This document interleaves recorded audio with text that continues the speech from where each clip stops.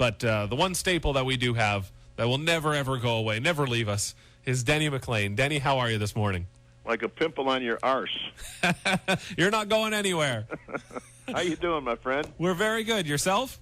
Okay, how about them Tigers last night, huh? 2 nights in a row. Of course, they're hurting, too. They got some problems. They're pitching, obviously. But, the thing that I was shocked at last night, just to digress for a second, is, boy, their defense was horrible last night. That's typically not their kind of a ball club. It was all series. They had, in the game before, they had given up a couple of runs on errors, and you don't normally see that from Minnesota, and you just love the way a Ron Gardenhire team plays. That They just play small ball, they move the ball, they run the bases, and they play good defense, and that's why they are the team to beat in the Central Division. Well, they play the game. You're absolutely right. They play it 100% of the time, even when they make mistakes. The manager will go over, I think, from time to time, even talk to these guys and give them a little ass chewing once in a while. But, listen, their teams are very consistent. They bunt. They move people around. They take pitches. They know what the circumstances are for every game. Ron is probably, in the managers in baseball today, he's got to be in the top 2 or 3 in the league as far as knowing how to play the game. If you gave him the Yankee talent, you gave him some of this other talent around the league where they had a whole bunch more money to spend, then at that point in time you could really make a judgment. But, he does a great job. And it's the same team he puts out there every year. Certainly not the same players, but it's the same style every year. And we go from Cabrera to hitting home runs, a Cecil Fielder, and then all of a sudden we have 7 years of nobody doing anything. That's what the consistency in a front office is supposed to do, exactly what Minnesota does every year. Why we can't do that, and we have a lot more money to spend, and we don't, I'll never figure it out. I've always said this. You've heard me say it all year long. This was never going to be a year they wanted to win or they intended to win. It would have been a shocking surprise. They didn't spend any money in the middle of the season. They didn't do anything right to show the fans that they were 110% behind this ball club. It really isn't. Yet, on the other hand, they give Jimmy Leland a 1-year contract, and Leland's already asking for a multi-year contract. Come on, what are we smoking something funny? Give me some. You make a brilliant point in saying that that this team doesn't have a plan. And I was thinking the same thing watching this series because, as you said, Minnesota for probably a decade now has played small ball, and they run the bases. They've got quick young players. They've got that middle of the lineup talent in Morneau and Mauer and Kadire. But the Tigers don't have that style. They don't know what they're doing half the time because they'll throw a guy like Miguel Cabrera out there and Brennan Bosch when he was hot to hit home runs. But there's nobody else that moves the ball along. There's nobody that'll take a ground out to second to move a guy to third or anything like that. Well, the game they play, it's called Cabrera. And unless he's knocking people in, unless there's some people in front of him, they're not scoring. If he's not in the lineup, and last night, of course, he played till, the 6th or 7th inning until his tendonitis acted up again. If I was the Tigers at this point in time, I would only play him in home games. I mean that. I would only let him, if he's capable physically, I'd only play him in home games and let him sit on the road.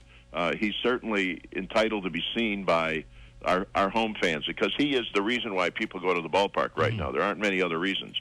And one other thing. Justin Verlander has proven to me, again, like I've always said, he may be the ace of this staff, but how many other staffs could he be the ace of? He never wins 1-0. He never wins 2-1.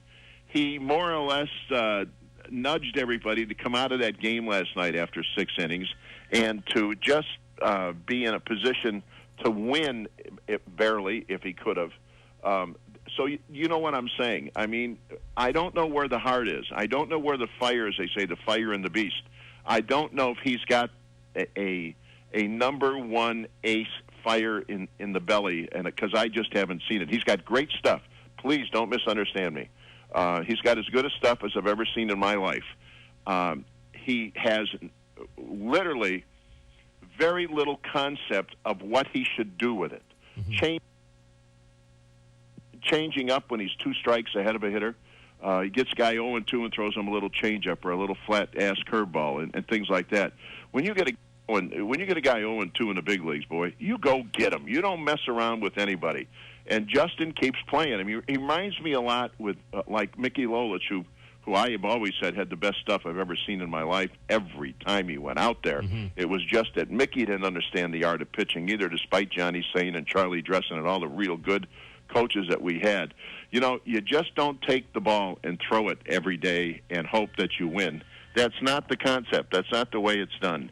And the bottom line is I'm disappointed now after all these years. Jesus, all my phones are going off here this morning. You're a busy man today, Denny. I don't know what the hell's going on. I haven't had a call all morning.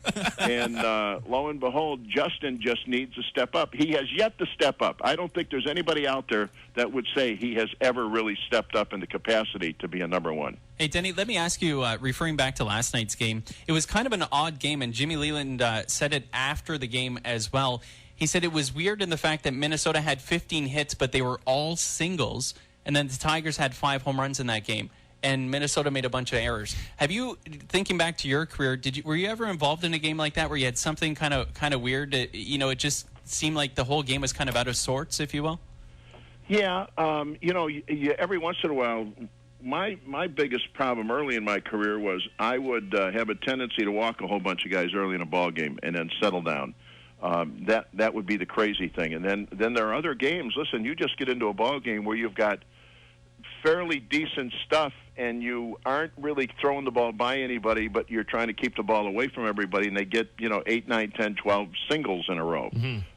That's the kind of thing that you wind up seeing a lot of. But yeah, it was kind of a crazy game last night. I watched about 7 or 8 innings of it. At my age, I got to get in. They come from the home to pick me up every night at 8 o'clock, put me to bed. So, but I just don't see this club making the progress that they're supposed to make. That's all. And I mean, it's just crazy. Where the hell is the money? That's what I want to know. Where the hell is the money? And here's a great case, an example of what's going on with this money in Major League Baseball. As most people know, the Yankees and all the top clubs in baseball contribute to a pool at the end of the year based upon attendance and a lot of other elements that go into this giant pool of money. Kansas City, as well as others, Pittsburgh being another, they take their bonus money every year that they get from all the other clubs, and they spend it on themselves.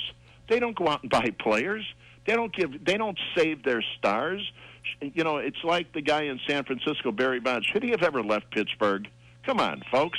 I mean, that was a no-brainer. He should have never left Pittsburgh. I mean, there was no way, no reason for him to leave Pittsburgh. So bottom line is, until we get a better front office, until the front office and the manager are independent of each other, I think we're going to struggle for quite some time. And this is the time of year now that the September call-ups start happening. You get to see what you have in the farm system. And one of the guys, just out of pure interest, that the Tigers called up is Max St. Pierre, who has been in the Tigers minor league system since 1997 and has earned his first promotion to the major leagues on September the 1st, a couple of days ago. He's 30 years old, and for the first time in his career gets a chance to play in the major leagues. For somebody that's spent 2 days in the minors, or a guy like him that spent 13 years, whatever it was, it has to be a pretty incredible moment for him going into that first ballpark. Listen, like that. There is nothing that will. I mean, I suppose the first time the night you get married on your wedding night, I suppose that is a monster moment. It's been so long for me, I don't recall. But on the other hand, that first time you step into a major league clubhouse, when the manager of the minor league club comes to you and says, hey, listen, by the way, they want you in Detroit tonight, and then quickly turns his back and walks away like it's no big deal, and you say to yourself, what the hell did he say? I mean, it happens to all of us. I was in Syracuse, New York, when they called me up to the big leagues in 64 or 63, and they said, listen, they want you up in Detroit. I said, who? My mother had relatives up there. I figured they were talking about my mother because I was only 19. And the guy says, no. He says, you're going up to the club. You're going to meet him in Washington tomorrow night. I said, are you kidding? He says, no. I mean, at that point in time, you're 10 feet above the floor. You're looking down on everybody. And, it's one of those rah, rah, rah, rah moments that you never forget.